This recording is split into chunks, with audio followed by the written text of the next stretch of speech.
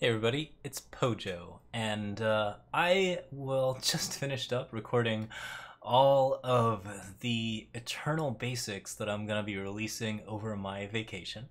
I'm chilling out a little bit. I don't want to quite start doing the editing for them yet, since that was like a 12-hour session of recording, but I also wanted to make a couple of other things before I left, and since I only have a limited amount of time, I thought I'd do something else to fill that space and maybe get some extra content out for you guys in the upcoming week. So one of the things that was requested when I asked about what people were interested in with Fall of Argenport coming out was lore videos, and I thought we'd do a fairly casual and detailed exploration as a start of the different factions of Eternal, which is to say all of the different color pairings, what they are about, what they do in the lore, and what their overall purpose is in the story. So we're going to talk about those guys. We're going to start with the Empty Throne ones. We might divide this into two sections, either the allied and opposing pairs, although there are no allied and opposing pairs in Eternal. It's not like Magic the Gathering where fire is like automatically opposite of shadow or primal or anything like that. You don't have any sort of setup like that, and indeed, like, you can have any color pairing that you want as a particular faction. So that's something to know. So we're going to start with the 5 that I know from the Empty Throne, which were the first 5 factions upon release, and the guys who were doing most of the legwork at that time. There is a lot of different factions, and there even are some factions that aren't covered by the color pairs, but I thought we'd talk a little bit about each of them and talk about what's going on with the Eternal lore at the moment. So first off, let's talk about the Rakano.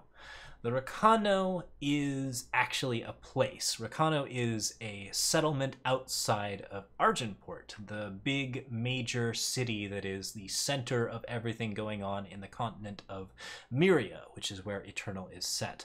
Rakano is sort of a side business, I guess, for Argenport. They provide a lot of Argenport's weapons and metal and technology type stuff. Not so much the technology, but a lot of their weapons and a lot of their other stuff. You'll see a lot of forging and crafting going on in the Rakano setting, and a lot of the characters are Oni, which are forge masters, people who are very martial and weapon oriented in Rakano. Now, the reason why Rakano is important in the current story is because Rakano is also the site of the rebellion, which is to say that after the death of Caiaphas in the tutorial section, I apologize, there are some spoilers here, we do have like basically this uprising where all of the people who are sort of unhappy with Caiaphas and unhappy with Roland in particular start to rebel against Argenport and try to sack the city. These guys are thrown off by the harsh rule at the end of Roland's campaign. He kills basically everyone in the city, including the leader of the Rakano Rebellion, whose name is Azaleo, General Azaleo to be precise. And yeah, this guy right here. So the harsh rule kills everyone in the city except for Ikaria, and Ikaria decides to turn to the rebellion as a result of this, who are now led by Azaleo's son, Milos Azaleo, the heir to rebellion. So when you think about Rakano, you're generally thinking about people from sort of kind of like more backwater town, a lot of less technology, more scary dragons, more gunslingers, more weird things going on, and they work a lot with heat and metal and with making things with their own 2 hands. And that's sort of the Rakano way. They're also rebellious, fiery, fun-spirited people. They do a lot of impulsive things, I would say, and that's sort of the feel of them. And you get like some really interesting tribes that have joined up with the Rakano, people who are maybe underrepresented in Argenport, like the Centaur and the Oni. I'm not 100% certain if these people are guaranteed to be part of Rakano, but you can see the Oni standard in the upcoming Fall of Argenport, so clearly they're doing some of the fighting. We don't know the exact role that they play, but nonetheless, they're probably pretty involved.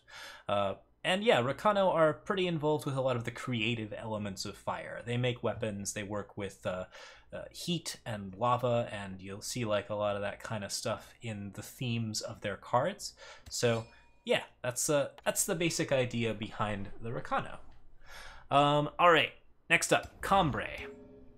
So Cambrai is the justice and time equivalent, and the Cambrai are a collection of scholars and students and priests. They're actually a mix of a college and a monastery, or at least that's sort of my impression of them. They have both a religious sect and a sort of teaching education based sect, and they focus on the combination of the two. You'll have cards like Awakened Student that are like this guy's voice line is mind over body, but clearly he does work out. So like you have this kind of idea of perfection of form and progress that moves throughout Cambrai and sort of defines what they do. These guys also are somewhat parallel to Argenport. They're outside Argenport, but they provide Argenport with a lot of their technology. They sort of basically lend an air of class to Argenport in a really good way. And they are keepers of scrolls and people who generally sort of keep a lot of information. So you'll see a lot of that in the cards. They're most associated with the Mystic subtypes and a couple of the other sets. Like, we don't really see a lot of the Cambrai in Eternal at the moment. They don't show up very often, but every now and then you'll see them sort of like either trending towards Xenon with certain cultists, or you'll see a pile of their mystics and clerics all over the place. Knight Chancellor Seraph is a soldier of the Cambrai Alliance, and yeah, they are just essentially a loosely knit alliance of colleges and temples that don't currently have a lot of relevance to the plot, but are pretty fascinating nonetheless. And that's where, if you see a card that appears to be kind of trying to get an education, that's probably a Cambrai card. So time and justice cards that are doing that kind of thing. The Chaplains of the Spire are probably pretty Cambrai related. There's, you know, religious types, and also anything that's more focused on education. All right, so that's red, green, green, yellow. Let's look at yellow, blue, Elysian. This is another faction that doesn't actually have that much to do with the plot at the moment. The Elysian Guild, or the Elysian Explorers, are another sort of set of people who are focused on knowledge. All of the time-based factions are really focused on gathering power through knowledge and gathering knowledge in some way. Each of them has their own way of going about it. Every faction except Xenon in some way believes that that knowledge should be shared with others. So explorers are the focus of the Elysian archetype, and there are a lot of explorers in Elysian. So you'll see cards like the Champion of Wisdom, of course. Like you have a lot of explorers in general. Probably the biggest one of those is Explorer Emeritus, who is seen here holding the Eye of Curiox, and happens to be just hanging onto that thing with all of his might. I'm not really sure where the Eye of Curiox is right now. Curiox is clearly still looking for it, but the theme of this guy is that he traded his eye for knowledge, and he's been looking for it ever since. Because Elysians are explorers, they see a lot of weird and wonderful things in the Eternal world that we don't really interact with too much otherwise. They're most responsible, I would say, for dinosaurs. Like, we will see a lot of dinosaurs in Elysian, hunting Teriax, nesting Abyssor, Abyssor Patriarch, and Teriax Hatchling. All of those solely Elysian cards, and blue and yellow are still the primary dino colors. So there's not a clear explanation right now as to why dinosaurs exist in Eternal, but it seems pretty likely that the Elysian are in some way related to it, and that they have unearthed or in some way found the dinosaurs, or perhaps created some way for them to exist.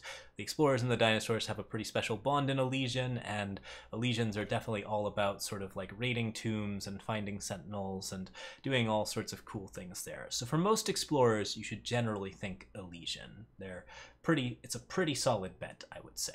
They also do a lot of the Sentinel work, although that's something they share with the Praxis. So yeah, that's the Elysian Guild. They're not doing much in the story right now. I'm looking forward to maybe seeing something involving explorers. It could be a really, really cool thing, I think, to have like a side story about an Elysian explorer, but nothing along those lines just yet. All right, next up is Feln. Now, the Feln are primal and shadow, so they're mostly about cunning and power.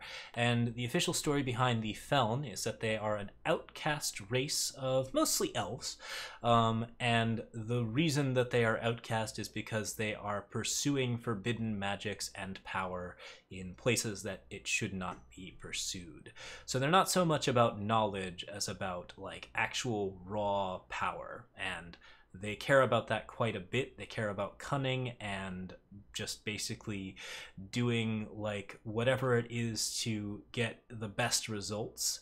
And to that extent, they will go so far as to horribly warp their own bodies in ways that really don't suit them too well. Like, clearly it's not good for their health.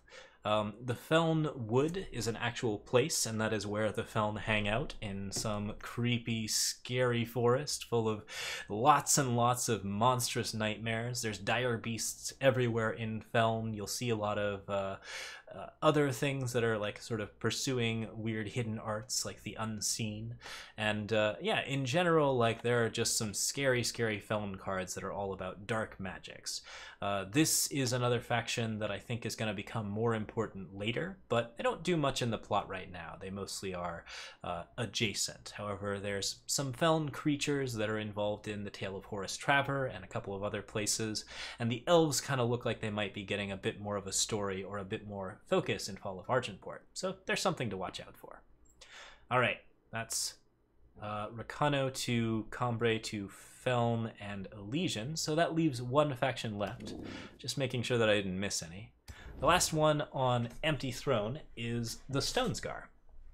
Now, the Stonescar are actually pretty interesting. They are essentially a loose collective of miners and people who are generally found seeking wealth. You have Quarry here as a good example of what a Stonescar miner looks like. Champion of Chaos is a good example of what a mining overseer might look like. These folks are not nice people in general, and I think there's a pretty strong indication that there are some slavers in that sort of setup. Like we have, I think there's a part of the tutorial, I don't know if it's still there anymore, where a centaur outrider is essentially trying to capture somebody for the mines, and that's like a thing that they do.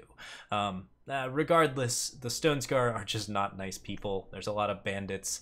Stonescar is a faction that you see with people who are focused on wealth and who are focused on like basically just doing things for the sake of, like mining raw power out of the earth.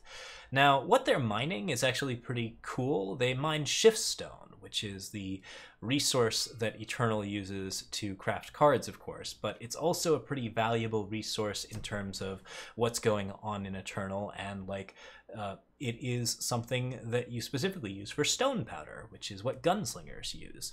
Gunslingers are actually fairly rare, I believe, in the Eternal universe. Shiftstone is expensive and not easy to come by, and guns are fairly heavily crafted, both magic and technologically. So it takes a lot to be a gunslinger. You have to both have the training and the access, and the training might get you the access to the weapons, but very frequently people do not have guns in Eternal for that reason. It's expensive and difficult, and yeah, like paying for gunslingers is a tricky thing.